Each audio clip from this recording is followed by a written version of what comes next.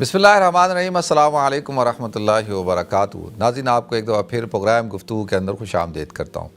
ناظرین، پچھلے دنوں میں کتاب پڑھ رہا تھا تو اس میں ایک عالم دین کی بڑی اچھی بات میں نے پڑھی۔ وہ فرماتے ہیں کہ جب انسان کی عمر 70 سال ہو جائے، ویسے تو اس امت کی جو ایوریج ایج ہے وہ تو 63 سال ہے نا، تو آپ نے فرمایا کہ جب 70 سال ہو جائے، جب 70 سال ہو جائے تو اس کے بعد انسان بیمار ہوتا ہے، کمزور ہو جاتا ہے اور بڑھاپا طاری ہونا شروع ہو جاتا ہے۔ تو کہا کہ پھر دو قسم کے لوگ ہوتے ہیں، جو تو عقل مند ہوں، جو سمجھدار ہوتے ہیں، وہ ان کو اس چیز کا اشارہ ہو جاتا ہے، اندازہ ہو جاتا ہے کہ اب وہ بوڑھے ہو گئے ہیں اور یہ جو بیماریاں ہیں، یہ بیماریاں اس بات کی علامت ہیں کہ اب آخرت کی طرف سفر ہے، اللہ کی طرف سفر ہے اور اب زندگی کا خاتمہ ہے اور ہم کس جانب چل رہے ہیں؟ اب ہم قبر کی طرف ہیں، اللہ کی طرف ہیں۔ تو جو سمجھدار لوگ ہوتے ہیں وہ ان کا رخ کس طرف ہو جاتا ہے؟ مسجدوں کی طرف ہو جاتا ہے۔ ان کا رخ کس طرف ہو جاتا ہے؟ مکہ مدینہ کی طرف ہو جاتا ہے۔ یعنی ان کا زیادہ تر وقت کس میں کہاں گزرتا ہے؟ مسجد میں گزرتا ہے۔ اور ان کی کوشش ہوتی ہے کہ بھئی اگر سفر کرنا ہی ہو تو مکہ کا کر لیں، مدینہ کا کر لیں، یعنی عمرہ کریں، حج کریں۔ اور ان کا مطمع نظر کیا ہوتا ہے کہ بھئی اب پیسے کو خرچ کریں، پیسے کمانے کی فکر ختم، اب پیسہ خرچ کریں۔ کس کے اوپر خرچ کریں؟ اپنی ذات کے اوپر خرچ کریں، اپنے بچوں پہ خرچ کریں، اپنے پوتے پوتیوں پہ، نواسے نواسیوں پہ خرچ کریں، اور اگر اللہ نے بہت دیا ہے تو پھر اب اللہ کی مخلوق کے اوپر خرچ کریں اور اس پیسے سے اپنی آخرت کو بہتر کریں۔ تو کہا کہ یہ لوگ تو جو ہے عقل مند ہوتے ہیں اور یہ ان بیماریوں کو اب سمجھتے ہیں کہ یہ بیماریاں یہ کس طرف الارمنگ ہے کہ بس اب وقت قریب آ گیا۔ اور دوسری قسم ان لوگوں کی ہوتی ہے کہ جب وہ 70 کے ہوتے ہیں اور بیمار ہونا شروع ہو جائیں تو ان کا رخ کس طرف ہو جاتا ہے؟ ان کا رخ ڈاکٹروں کی طرف، ہسپتالوں کی طرف، دواؤں کی طرف، پھر علاج کی غرض سے انگلینڈ جا رہے ہیں، امریکہ جا رہے ہیں۔ آپ نے دیکھا نا ہمارے ہاں جو ہندوستان پاکستان میں لوگ جو زیادہ تر جو پیسے والے لوگ ہیں وہ علاج کے لیے کدھر آتے ہیں؟ لندن آ رہے ہیں، امریکہ جا رہے ہیں۔ تو ان کا رخ اس طرف ہو جاتا ہے اور وہ زیادہ ہسپتالوں کی طرف چکر لگانا شروع کر دیتے ہیں، ڈاکٹروں کی طرف چکر۔ میں اس کا انکار نہیں کر رہا، میں یہ نہیں کہہ رہا کہ علاج نہیں کرانا چاہیے۔ میں جو بات مجھے سمجھ آئی، جو میں نے اس کو پڑھ کے مجھے اندازہ ہوا کہ یہ بات کتنی حقیقت ہے، اور کہا کہ پھر ان کی پوری کوشش ہوتی ہے کہ بس کسی طریقے سے زندگی کو بچایا جائے، بڑھاپے سے وہ مقابلہ شروع کر دیتے ہیں۔ تو کہا کہ ٹھیک ہے، آدمی کو علاج کرانا چاہیے، بالکل کرانا چاہیے، ڈاکٹروں کے پاس بھی جانا چاہیے اور ہسپتال بھی جانا چاہیے، اس میں کوئی دو رائے نہیں ہے، بالکل شرعی طور پر اجازت ہے۔ لیکن جو آدمی 70-75 سال کا ہو گیا ہے تو اس کو اب اتنی عقل تو ہونی چاہیے کہ میں دوبارہ سے 40-50 سال کا نہیں ہو سکتا اور میں دوبارہ سے جوان نہیں ہو سکتا۔ بڑھاپا فی ذات ہی، جو فی نفسی ہی ایک بیماری ہے، اور وہ کہتے ہیں کہ میں نے 70 سال کی عمر میں اپنا رخ اللہ کی طرف کر دیا اور پڑھنا پڑھانا اور لکھنا لکھانا اور زیادہ توبہ استغفار، اور پھر وہ زندہ بھی رہے، کوئی 10 سال تک زندہ رہے۔ تو ان 10 سالوں میں ان کی پوری جو کوشش تھی، پورا دھیان تھا، پوری توجہ تھی وہ اپنی آخرت کو بنانے میں، اپنی اس زندگی کی تیاری کے لیے جو ہمیشہ ہمیشہ کی زندگی ہے اور جس کا خاتمہ نہیں ہوگا، اور موت کے ساتھ ہی اس زندگی کی ابتدا ہو جائے گی۔ تو عام طور پر حضور اکرم صلی اللہ علیہ وسلم نے ارشاد فرمایا کہ انسان جب بوڑھا ہوتا ہے تو وہ خود تو بوڑھا ہو رہا ہوتا ہے، لیکن اس کی دو چیزیں جو ہے وہ جوان ہو رہی ہوتی ہیں۔ وہ کیا؟ ایک طویل عمری، کہ اس کی عمر زیادہ ہو اور عمر بڑھ جائے، اور اس کے ساتھ ساتھ مال کی خواہش کہ اور مال ہو۔ دیکھیں، ہم نے کئی لوگوں کو دیکھا جو ارذل عمر پہ پہنچے، بالکل نہ بول سکتے، نہ چل سکتے، نہ پھر سکتے، اور بالکل لیٹے ہوئے، اور خوراک بھی چبا نہیں سکتے، ٹوائلٹ نہیں جا سکتے، باتھ روم نہیں جا سکتے، اور کئی سال ایسے گزار دیتے ہیں۔ تو اللہ سے پناہ مانگنی چاہیے۔ یہ جو ارذل عمر ہوتی ہے، اس سے پناہ مانگنی چاہیے، یہ زندگی جو ہے یہ تو انسان کے لیے اپنے لیے بوجھ ہے اور لوگوں کے لیے بوجھ. اچھا اب آپ کہیں گے کہ بھئی یہ کوئی ہر انسان کی خواہش تھوڑی ہوتی ہے، بھئی کسی کی خواہش ہے کہ وہ ایسے زندہ جینا چاہتا ہے. تو میں یہ جو عرض کر رہا ہوں وہ یہ کہ کسی کی خواہش نہیں ہوتی. ہر آدمی کہتا ہے کہ جی دعا کرتا ہے اللہ تو مجھے چلتا پھرتا رکھ، اے اللہ تو مجھے جو ہے وہ کسی کا محتاج نہ کر، اور بالکل ہونا بھی چاہیے.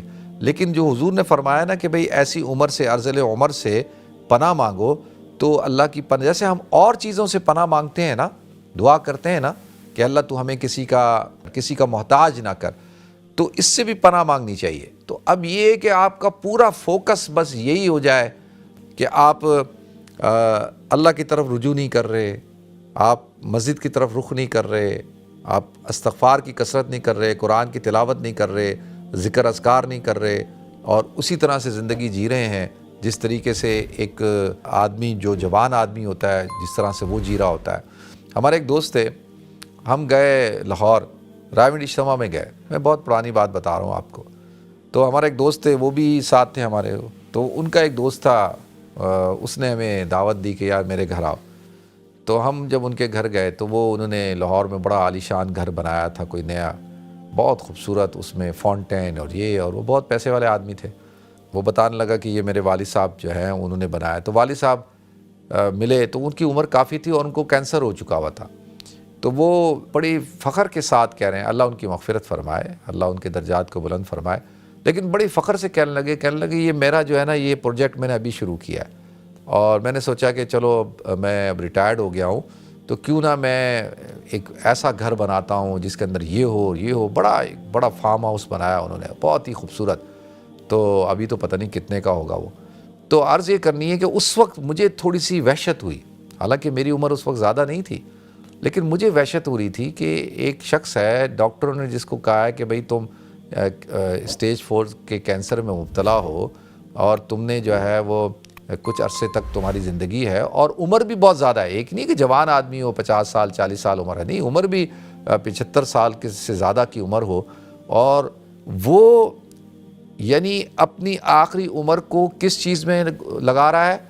وہ لگا رہا ہے. اچھا گھر بھی بہت ہیں، یہ نہیں کہ بھی کراچی ڈیفینس میں بھی ہے، لاہور میں بھی ہے، ادھر بھی ہے، ادھر بہت پیسہ. تو کوئی ہونا کہ بھئی ایک ایسی خواہش ہے جو پوری زندگی پوری نہیں ہوئی، تو آپ کہتے ہیں کہ جی ابھی میں اپنی آخری عمر میں کر لوں. کچھ عرصے بعد ہی، ابھی وہ گھر کمپلیٹ بھی نہیں ہوا تھا تو ان کا انتقال ہو گیا، خبر آئی کہ ان کا انتقال ہو گیا.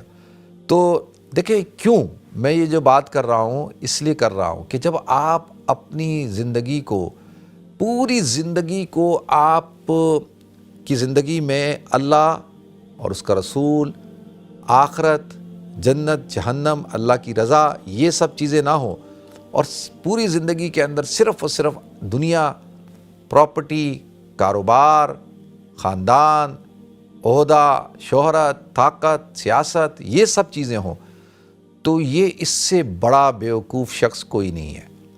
کیونکہ یہ حقیقت سے منہ چرا رہا ہے.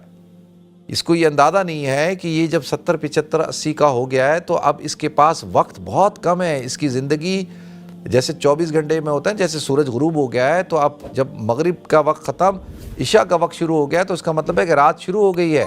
تو اس کی زندگی کا بھی سورج غروب ہونے کے قریب ہے بالکل، اور اس کو اندازہ ہی نہیں ہے اور یہ سوچ ہی نہیں رہا. شاہ عبد القادر جیلانی رحمۃ اللہ علیہ نے بڑی خوبصورت بات کی.